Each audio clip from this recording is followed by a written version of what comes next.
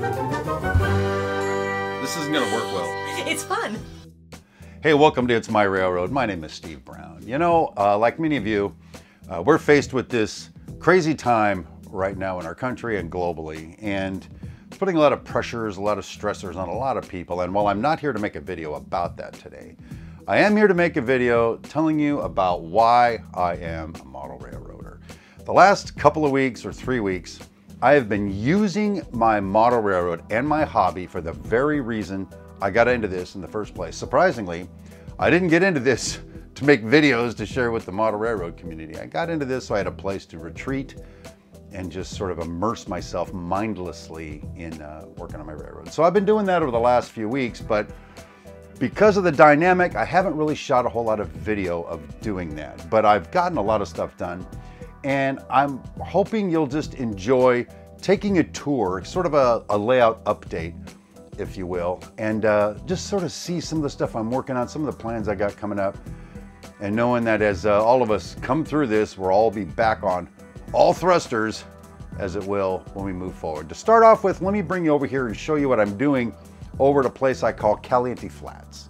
This is Caliente Flats. It actually is comprised of two scenes. There's Caliente Flats proper, and then what I'm calling the Caliente Cut, which you can see right here. Up here on Caliente Flats is where we're going to have a concrete production facility to ship concrete down to Port Smith on the other side of the railroad.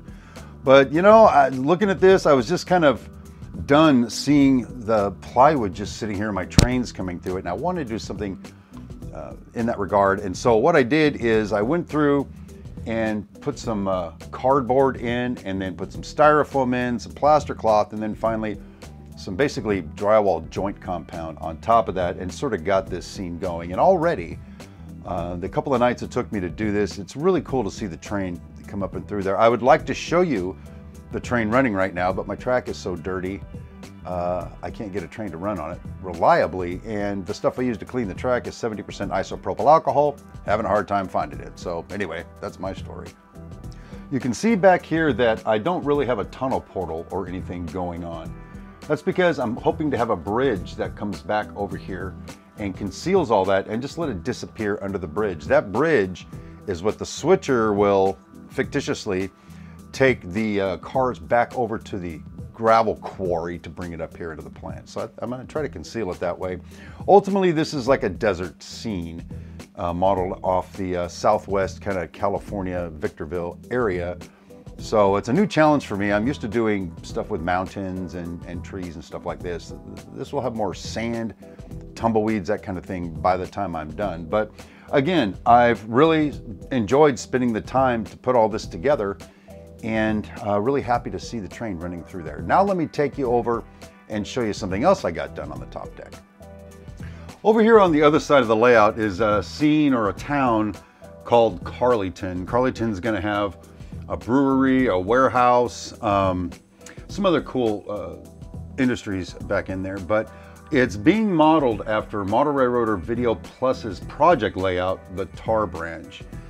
And I'm pretty excited to be shooting that for Model Railroader Video Plus. But problem is I needed more real estate back in here to make it work. So what I've done is I've gone through and I peeled up my main line and then relayed it as far out this way as I could. I also use that as an opportunity to change the alignment of the track so it turns a little bit more and adds some more interest when the train's running by. So that's pretty cool. I enjoyed working on that.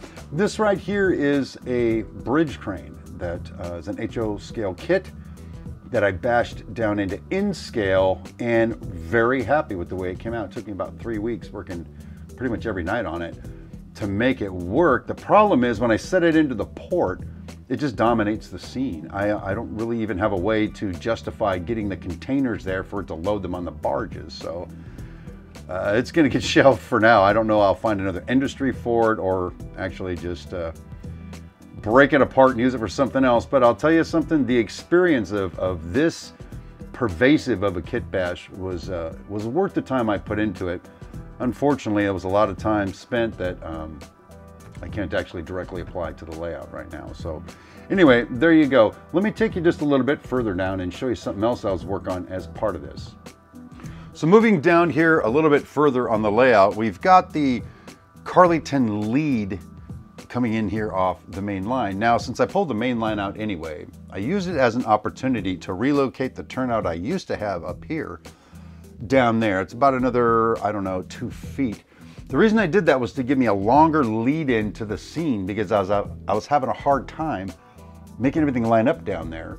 And this just makes it that much easier. So I did that. As part of that, I went ahead and I put in my cobalt switch motor that controls that turnout. Now, as many of you know, someday I'm gonna have a computer controlled main line so that I can run multiple trains on the main line at one time without them crashing into each other. It's gonna be a lot of fun, I think, when it's done.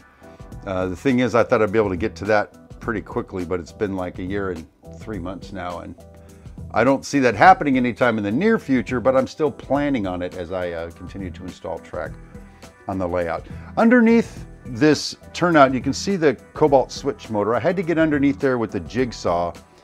Not easy to get back underneath there, but I cut out the plywood so that I could stick the cobalt back up in there. And then I just used basically construction adhesive on the motor itself and just squished it and turned it around until it lined up perfectly and just let go of it. And I've installed most of my turnout switch motors that way. It works out really nice.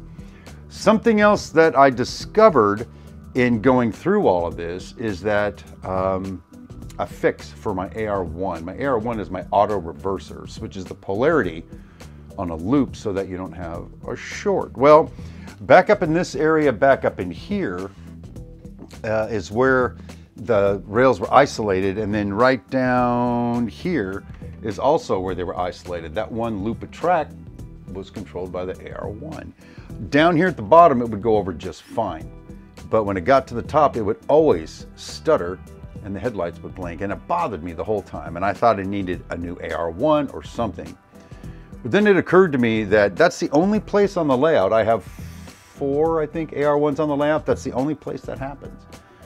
And so what I determined is I'm running some pretty big trains up and along there, and it's under a great load. In some kind of way, I think that impacts the locomotive's response to the switching of the polarity. So what I did instead is I've now isolated this piece of track back here as what is being controlled by the AR1. It's flat, the trains aren't working very hard, and it works flawlessly now. And I just made that part of the block going up there. So if nothing else, doing all of this taught me that one thing about an AR1 that may be a thing, it may not be a thing, but running it with a great load across that may or may not be the best scenario for an AR1.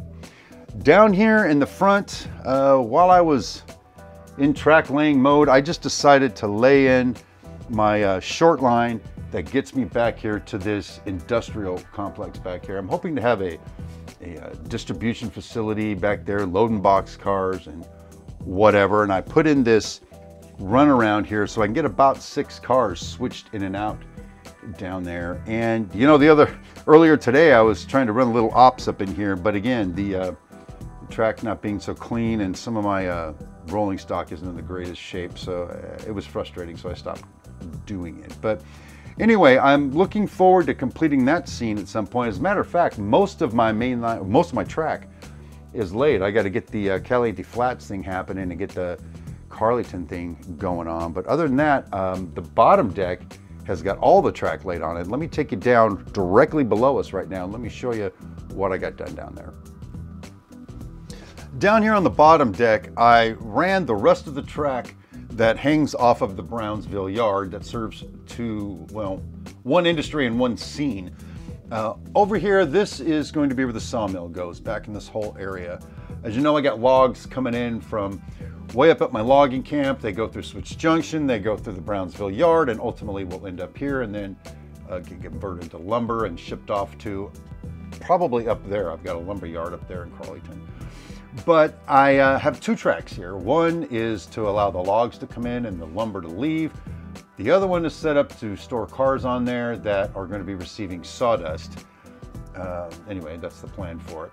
I also marked out a road that I got coming through here, so I don't want it to be really congested, full of all kinds of structures and junk. I just kind of want it to be a wide open area. There's going to be a town of Brownsville over there. No rail served industries, just industries. I use this as an opportunity to get my switcher maintenance facility installed. I built this as part of MRVP's State Line Kit Bash Challenge. It's got a lot of details inside, and it's got LED lighting in there. And well, if I'm gonna have the LED lighting and I got a switch to turn it on, I ran the DC bus all the way over here and then hooked that in. So now I just a flip of a switch, that structure lights up along with all my other DC stuff. So I'm happy with the way this came out. I'm really hoping to run trains on it soon, but there's more to show you down this way. Way over here at the port, like I said, I spent about 3 weeks building a crane that sat basically right here and just didn't leave me any room to do anything. So I'm back to having the 3 buildings I had before. But again, as part of the MRVP series on Port Smith, I've gone and installed the LED lighting inside of these 2 structures, and I built out the office inside this structure and set it in place, and again connected to the DC bus.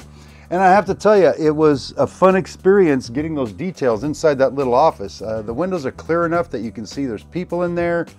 You can see desks, you can see computer monitors. I mean, I spent a great deal of time on that. But in this case, the great deal of time actually proved to be successful, and it really looks good. What's left to do here on the port? Some more details up in here. I still got Port Smith South to deal with, but I'm really looking forward to pouring the water in here. Something I've never done on something this big. I'm gonna use that murky water that I forgot who makes it. I'm too tired to think about it right now, but I'm gonna pour that in to the port.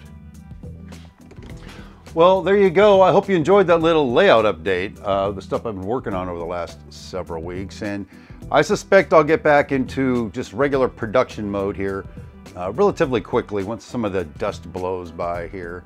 And I'll keep you guys updated. Until the next time I see you, our hopes and prayers for all of you as we get through this crisis in our country. I know as American people specifically, we're gonna pull through on the other side. We're pretty resilient. But until the next time I see you, thank you so much for being here. My name is Steve Brown. Rail on, my friends.